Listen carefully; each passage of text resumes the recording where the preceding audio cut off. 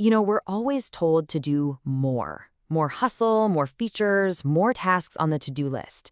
But what if the real secret to getting way better results isn't about adding it all, but about subtracting?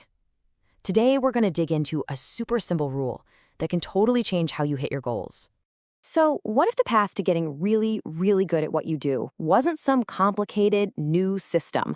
No new apps, no crazy theories, no more hustle culture. What if it was all about subtraction? And what if the key was a simple little rule you could literally write on a sticky note? And there it is. It sounds almost too simple, right? It's so easy to just nod and move on. But trust me, packed into these 8 words is an incredibly powerful mental model for getting amazing results, just by focusing your energy only on where it actually counts. Okay, let's really dive into this. We're gonna unpack this thing, because it's not just some nice little saying, it is an actionable framework. It's a genuine mental model for making way better decisions day in and day out. So, let's give it a name. Let's call it the efficiency principle. And at its heart, it's about 2 things, 2 really powerful actions. First, it's about identifying your winners, the things that are getting you results, and having the courage to double down on them.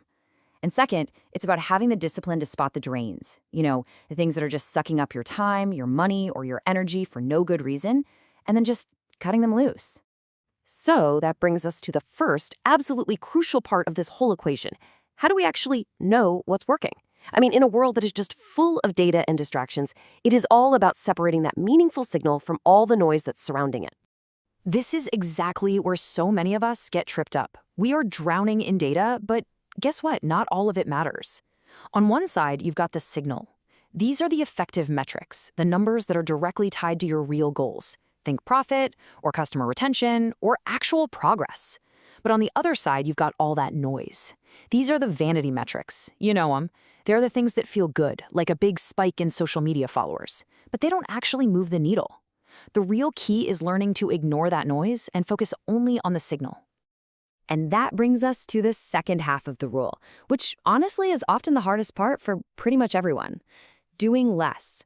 It sounds so easy, right? But cutting things out, even when you know they aren't working, is surprisingly difficult. Let's talk about why. Here's a great way to think about it. Think like a gardener.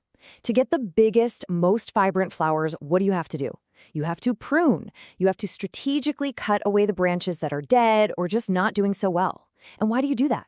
To redirect the plant's precious energy towards the parts that can create real, powerful growth. It is the exact same principle for our projects and for our lives. So, why don't we prune more often? Well, it's because these little psychological traps get in our way. You've got the sunk cost fallacy, which whispers, hey, you've already invested so much time and money, you can't stop now. Then there's FOMO, the fear of missing out, which convinces us to keep every single option open, even the really bad ones. And sometimes it's just plain old inertia, or even an emotional attachment to a project we used to love. Just recognizing that these barriers exist is the first huge step to getting past them. Okay, so let's see how this actually plays out in the real world. This isn't just some abstract business theory, I promise.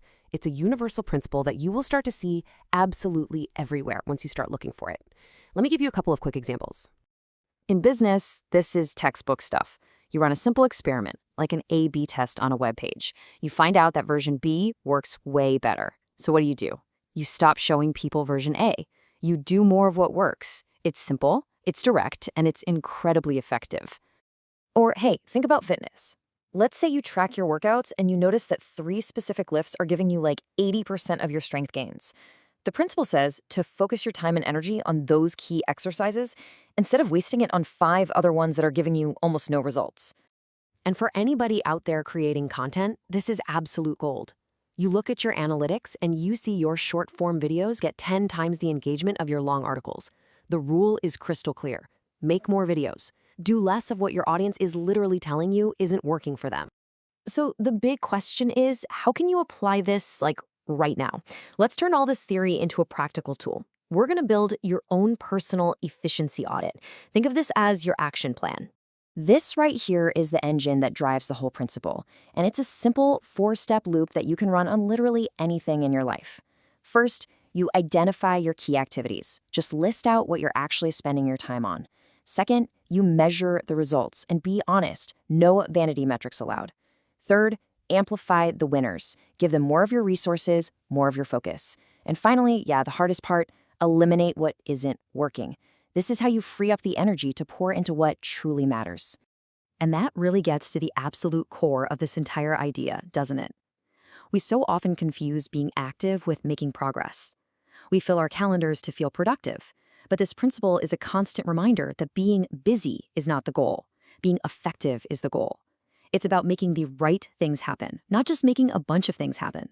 So as we wrap this up, I'm going to leave you with a question to take with you. Based on everything we've just talked about, what is the first ineffective thing you are going to prune from your life or your work to make room for something that truly, actually works? Really think about it. The power, it's in the less.